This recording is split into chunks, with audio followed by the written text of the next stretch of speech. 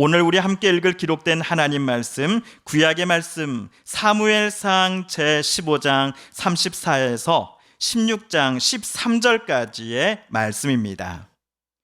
이에 사무엘은 라마로 가고 사울은 사울 기브아 자기의 집으로 올라가니라.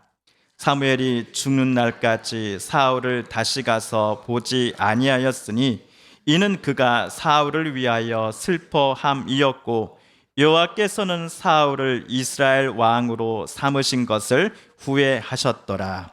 16장입니다. 여호와께서 사무엘에게 이르시되 내가 이미 사울을 버려 이스라엘 왕이 되지 못하게 하였거늘 내가 그를 위하여 언제까지 슬퍼하겠느냐. 너는 뿔에 기름을 채워 가지고 가라. 내가 너를 베들레헴 사람 이새에게로 보내리니 이는 내가 그의 아들 중에서 한 왕을 보았느니라 하시는지라. 사무엘이 이르되 내가 어찌 갈 수 있으리까. 사울이 들으면 나를 죽이리이다 하니 여호와께서 이르시되 너는 암송아지를 끌고 가서 말하기를 내가 여호와께 제사를 드리러 왔다 하고 이새를 제사에 청하라. 내가 내게 행할 일을 가르치리니 내가 내게 알게 하는 자에게 나를 위하여 기름을 부을지니라. 사무엘이 여호와의 말씀대로 행하여 베들레헴의 이름에 성읍 장로들이 떨며 그를 영접하여 이르되 평강을 위하여 오시나이까. 이르되 평강을 위함이니라.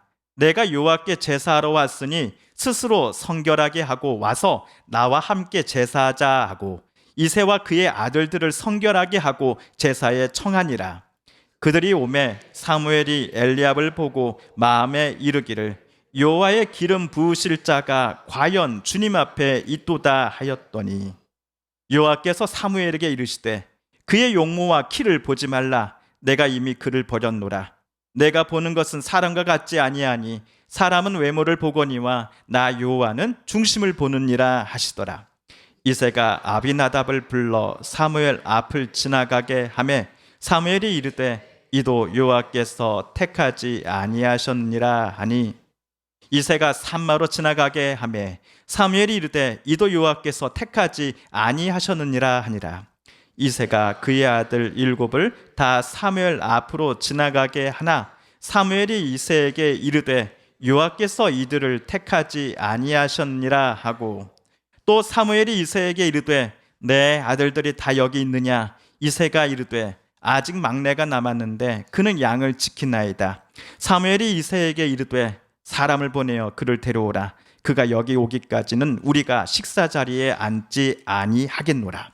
이에 사람을 보내어 그를 데려오매 그의 빛이 붉고 눈이 빼어나고 얼굴이 아름답더라. 여호와께서 이르시되 이가 그니 일어나 기름을 부으라 하시는지라. 다 같이 읽겠습니다. 사무엘이 기름 불병을 가져다가 그의 형제 중에서 그에게 부었더니 이날 이후로 다윗이 여호와의 영에게 크게 감동되니라. 사무엘이 떠나서 라마로 가니라. 아멘. 관상이라는 제목의 영화를 직접 보시지는 않으셨다고 하더라도 이 대사는 워낙 유명해서 한 번쯤은 들어보셨을 것입니다. 내가 왕이 될 상인가? 조선시대 세종대왕의 차남 수양대군 역할을 맡은 배우 이정재 씨가 당시 최고의 관상가였던 김내경이라는 인물에게 던진 질문이었습니다. 긴 칼을 어깨에 메고서 무섭게 물어보는 수양대군에게 관상가는 자기 마음속에 있는 생각을 이때는 꺼낼 수가 없었습니다. 수양대군은 1453년 계유정난을 통해 조카 단종을 쫓아내고 왕에 오른 실존 인물입니다. 반면 송강호 배우가 맡은 김내경이라는 관상가는 영화가 만들어낸 상상의 인물이지요.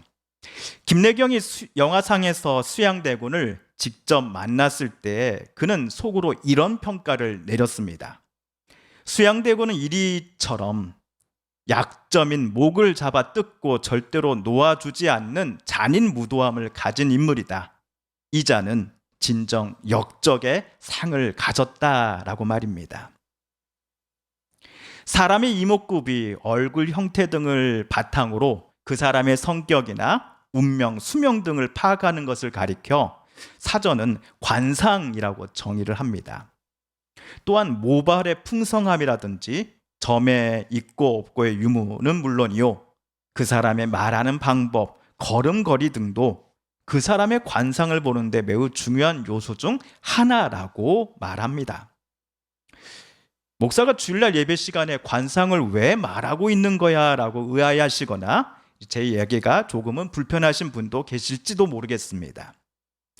저 사람 목사 그만두고 나중에 관상가가 되려고 하는 것 아니야 라고 의심하신다면 절대로 아니다라고 말씀드립니다.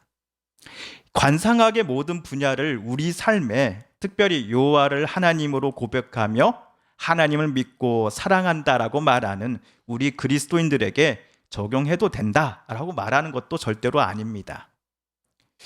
게다가 내가 다른 사람을 맨 처음 만났을 때 가졌던 이 첫인상이 그 사람의 전부를 정확하게 설명해 주는 것도 아니지요. 그 사람의 첫인상과 그 사람의 됨됨이는 서로 같을 수도 아니면 서로 정반대일 수도 있기 때문입니다. 그럼에도 우리가 사람을 만날 때 가지는 첫인상을 매우 중요시 여기고 오랜 시간이 지났어도 첫인상에 대해 이야기를 나누곤 합니다. 또한 그 첫인상이 어떤 일을 바라보려는 우리의 인상에 매우 꽤 오랜 시간 동안 영향을 주는 것도 사실입니다. 제 아내에게 남편이 뭐가 좋아서 결혼을 결심했습니까? 나를 처음 만났을 때 당신은 나의 어떤 점이 좋아 보였습니까? 라고 제가 물었을 때 제 아내는 이렇게 대답을 합니다. 그냥 남자가 좀 불쌍해 보여서, 결혼해도 살 수는 있을 것 같아서. 연구에 따르면 대략 0.1초 안에, 몇 초 안에요? 0.1초 안에 상대방은 나에 대한 첫인상을 결정해 놓는다 합니다. 10초 또는 1초도 아니고 0.1초입니다. 이렇게 빠르게 형성된 첫인상은 쉽게 바뀌지가 않습니다. 그리고 내 첫인상은 그 사람 안에 꽤 오랜 시간 동안 유지가 됩니다. 예를 들어 회사에 들어온 신입사원의 첫인상이 불성실이었습니다. 그런데 최근에 그가 뭔가를 열심히 밤을 새워가며 자기에게 맡겨진 일을 성실히 해내려고 하는 모습을 볼 때에 주변 사람들의 반응은 무엇일까요? 저 사람은 왜 그래? 혹시 무슨 꿍꿍이가 있는 것 아니야? 무섭게 왜 그래? 무섭게. 사람이 하루아침에 바뀌면 절대로 안 돼요. 와 같이 생각하지 않았을까요? 여기서 우리는 두 가지 교훈을 얻습니다. 첫째는 한번 누군가의 마음에 새겨진 내 첫인상이 꽤 오랜 시간 동안 지워지지 않고 살아있다는 사실입니다. 그리고 두 번째, 한번 나에 대해 가졌던 첫인상을 토대로 상대방은 오랫동안 나를 바라보려고 한다는 점입니다. 그 첫인상이 실제로 내가 가진 생각과 인생관, 삶의 태도와는 정반대라고 할지라도 말입니다. 그런데 오늘 성경 본문에서도 관상 또는 첫인상과 관련한 일화가 소개되어 있다는 것을 우리 성도님들께서는 눈치채셨습니까? 또한 영화 관상에서 내가 왕이 될 상인가? 라는 유명한 대사와 비슷하게 하나님, 저 사람이 이스라엘의 새로운 왕이 될 상을 가진 것 같은데요. 그렇지 않습니까? 라고 질문하는 사람도 등장한다는 사실을 여러분은 알고 계셨습니까? 그렇게 물어본 사람은 바로 사무엘 선지자였습니다. 오늘 본문 15장 34, 35절을 보시면 여호와께서 사울을 이스라엘의 왕으로 삼으셨던 것을 후회하신다라고 쓰여져 있습니다. 사무엘도 사울에게 마음이 크게 상하여 그가 죽는 날까지 다시는 사울을 만나지 않았습니다. 사무엘을 통해 하나님께서 사울 왕에게 요청하신 일들이 몇 가지 있었습니다. 사울은 하나님 말씀대로 따르겠습니다 라고 선지자에게 대답은 했습니다. 그런데 나중에 선지자 사무엘이 사울을 찾아가 보니 하나님의 요청하신 바와는 정반대로 사울은 일을 처리해 버렸습니다. 게다가 자신의 이번 일 처리를 정당화하기 위해서 하나님께서도 내가 하는 일 처리를 원하실 것 같았습니다 라는 이유를 대기까지 하였습니다.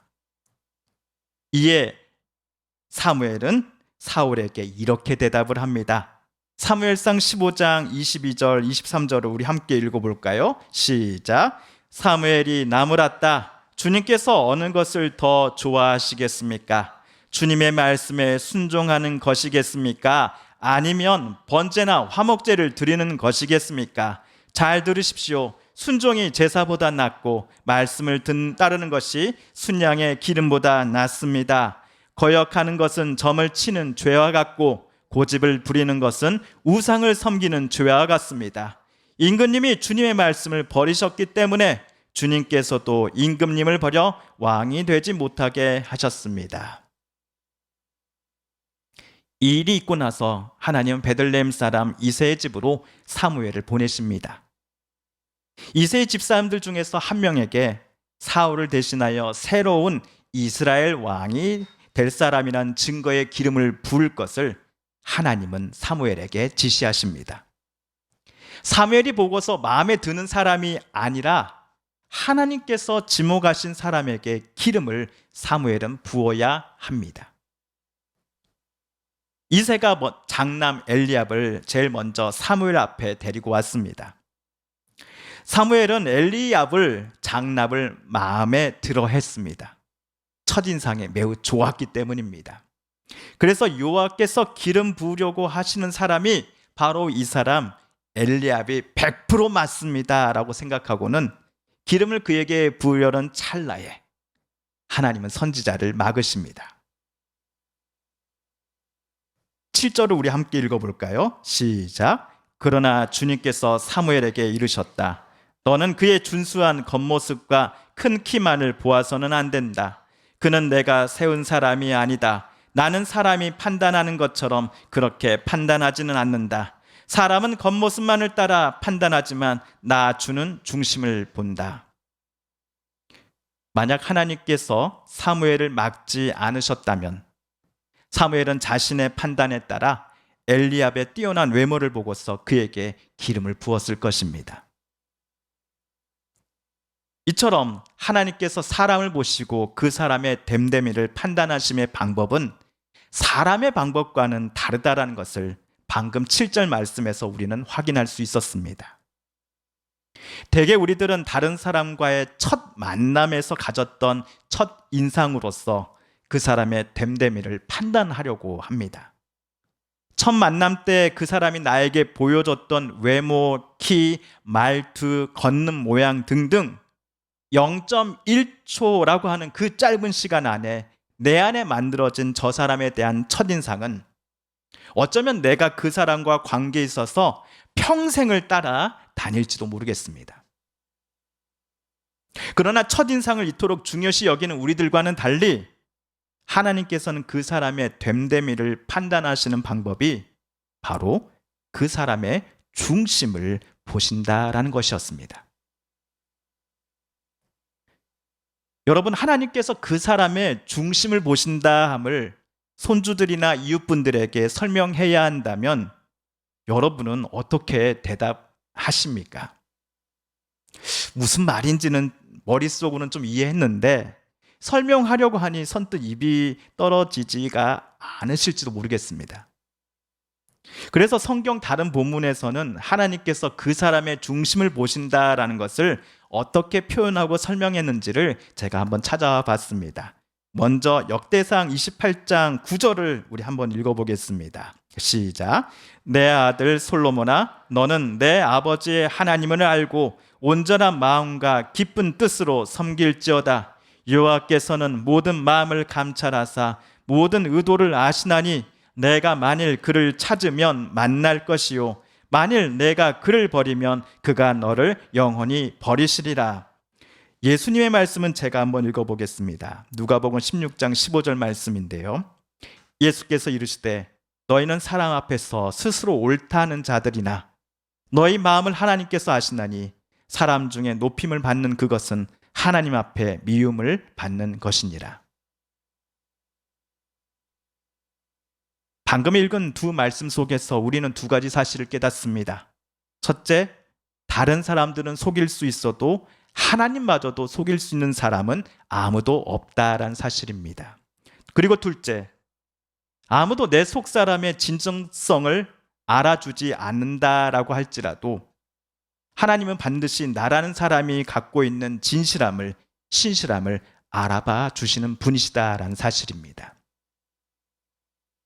엘리압을 통과시키신 하나님은 이새의 나머지 6 아들들도 사무엘 앞을 모두 그냥 지나가게 하십니다.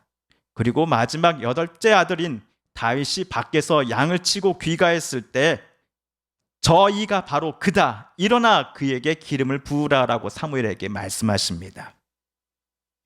이에 사무엘은 하나님께서 지시하신 대로 기름 뿔병을 가져다가 이새의 가족 모든 이들이 바라보는 가운데 막내 다윗의 머리에 기름을 붓습니다. 하나님은 사람의 중심을 보시고서 그 사람의 됨됨이를 판단하시는 분이시다라고 우리는 알고 있지 않습니까?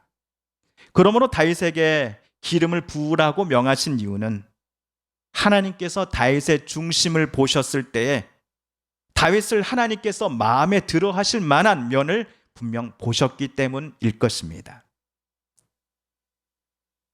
그렇다고 하여 12절에 따르면 다윗의 외모 또는 겉모습이 후줄근한 것은 절대로 아니었습니다. 그는 눈이 아름답고 외모도 준수한 홍안의 소년이었다라고 성경은 기록합니다. 그리고 이스라엘의 초대 왕이었던 사울에 대한 첫인상도 다윗과 별반 다르지 않습니다. 이스라엘 중에 그보다 더 준수한 자가 없고 키는 모든 백성보다 어깨 위만큼 더 컸더라라고 이야기합니다. 첫 인상만 보면 사울과 다윗 두 사람 모두 뛰어난 사람들입니다. 두 사람 모두 왕이 될 상을 가진 사람들이지 않습니까?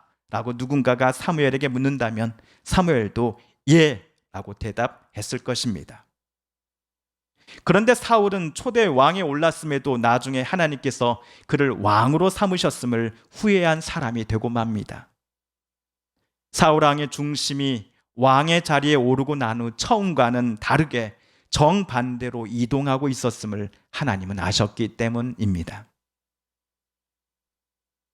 처음에 사울도 누구보다도 겸손한 사람이었습니다.